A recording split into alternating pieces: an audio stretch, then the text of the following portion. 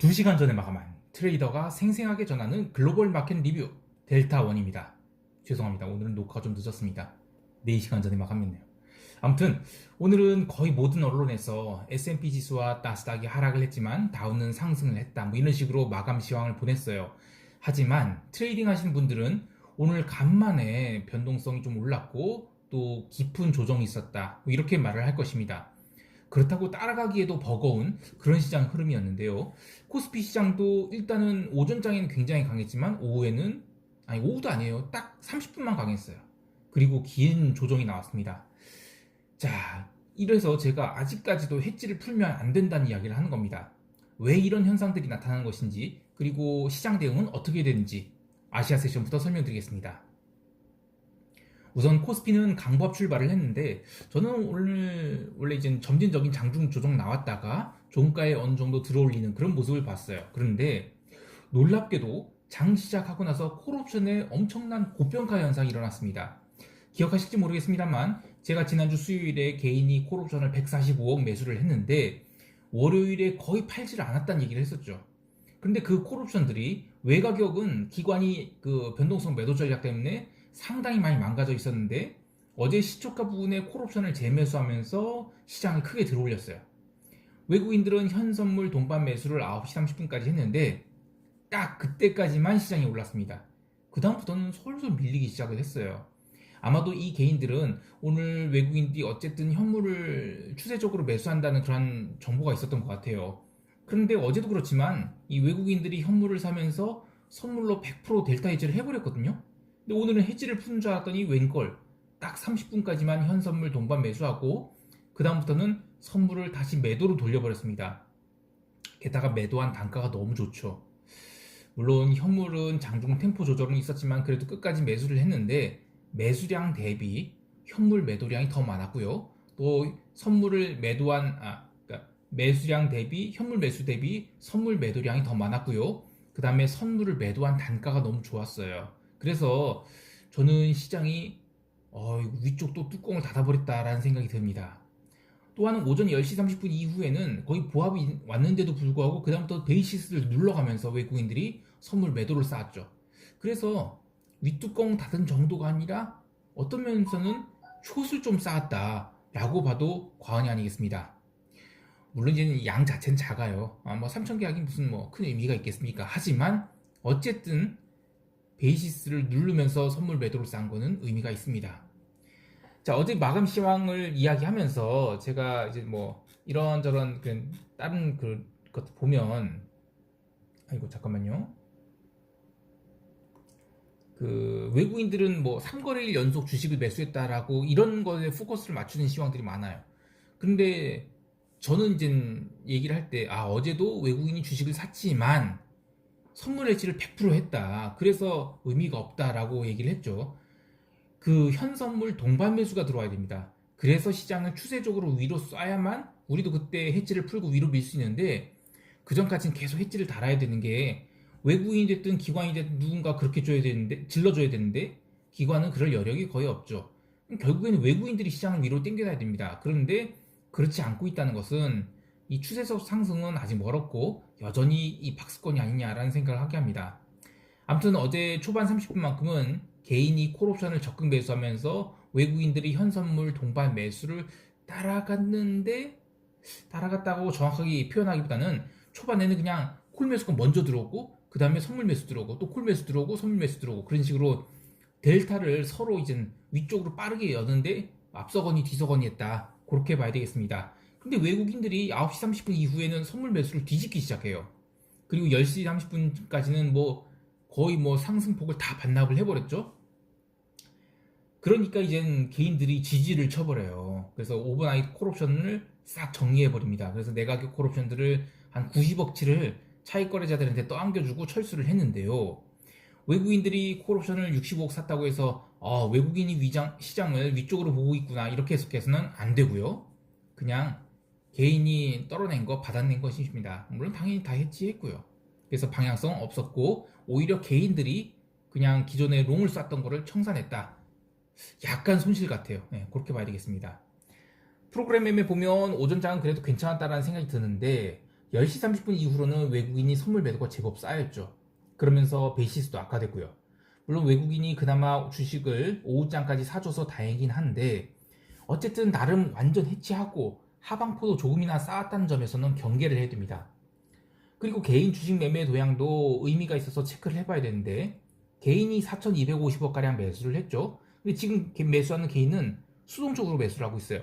즉 과거처럼 야 장 빠진다 주식 사줘 하면서 막 닥치고 하루 종일 매수하는 그런 모습이 아니고요. 금액도 작지만 방향성을 선도하지 못한다는 점에서 어제 들어온 개인은 그냥 일반 개미라는 생각이 듭니다.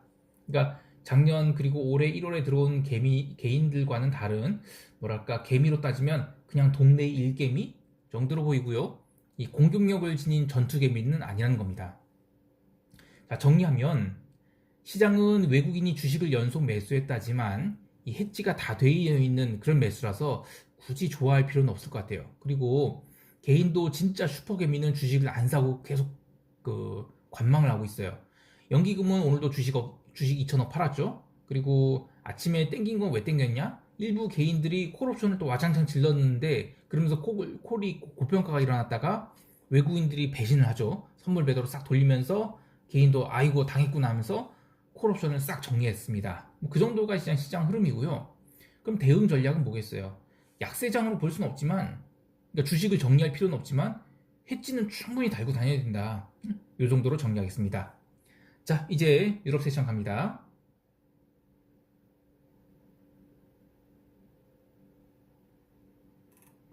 유럽 세션에서 이 초반만 해도 달러의 향방이 좀 의미가 있었어요. 처음에는 유로화를 비롯해서 비달러들이 특히 이제 유로화가 엄청난 상승을 보였죠. 나흘간 이 수렴되어 있던 상황에서 약간은 좀 스타번팅 느낌이 나는 그런 인위적인 상승이었다고 보는데요. 유로 본장 시작하고 나서 유로화가 폭등을 해요. 그러면서 이 GW 경제 전망 지수, 독일 지표죠. 컨센서스보다 대폭 잘 나왔습니다. 그러면서 이제 위로 불을 붙이죠. 근데 웃긴 거는 지수는 유로화의 방향성과는 상관계수가 0이에요. 그냥 아예 뭐 관계 없었어요. 예. 그냥 유럽 증시는 올라오면 패는 그런 흐름이 하루 종일 이어졌고요. 다만 이제 받으려는 쪽도 이제 만만치 않았는데 유럽은 이번 주 옵션 만기예요. 그래서 적극적인 흐름 없었습니다. 그래서 그냥 그래 어디로 맞출까? 그러면 이제 오늘은 아래로 맞추자 해서 그냥 1400포인트 닥스 기준 거기서 근접해서 마감을 시켰다 이렇게 봐야 됩니다. 자, 그런데 이제 유로화의 방향성이 저녁 밤 9시 22분을 기점으로 바뀝니다. 이때 무슨 지표가 있었던 거 아니에요. 그냥 저는 이 장외 통화 옵션 시장에서 이 배려 옵션 같은 게 해지가 쫙 들어왔다 그 해지가 풀린 그런 거로 보입니다. 딱 거기까지만 상승하고 그 다음부터는 줄줄줄줄 흘러내렸죠.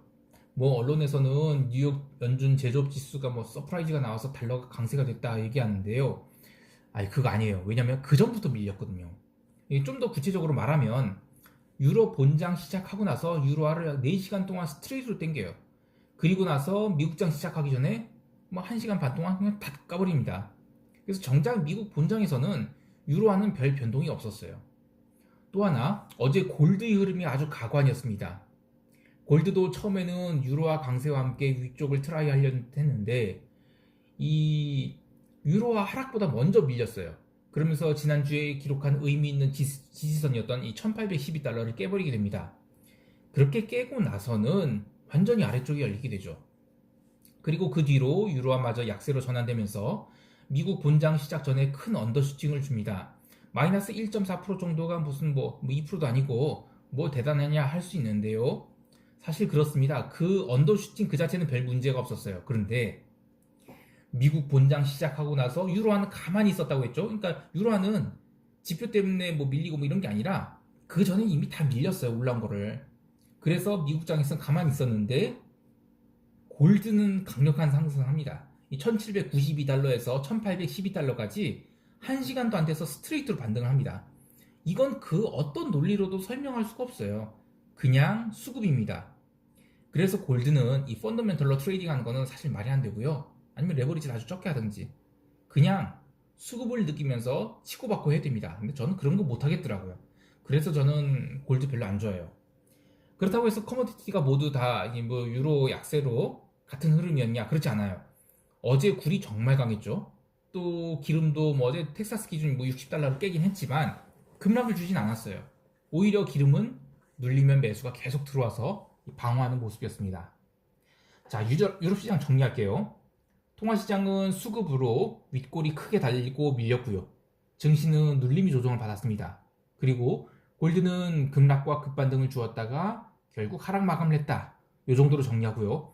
사실 오늘 미국 시장 얘기할 게 많죠. 바로 미국 시장 갑니다.